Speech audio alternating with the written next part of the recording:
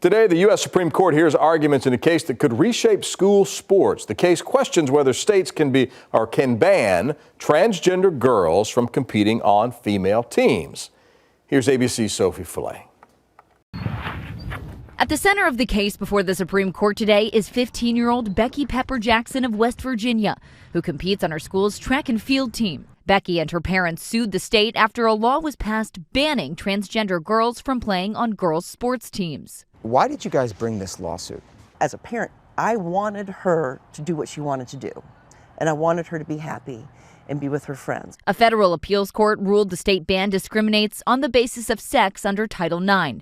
But now, West Virginia, with support from other states, is asking the Supreme Court to reinstate the ban, arguing it's needed to ensure safety and fairness. Women who came before us 50 years ago obtained the protections under Title IX, and little did they know that 50 years later that those of us who have stood on their shoulders were going to be knocked down by men claiming that they were women.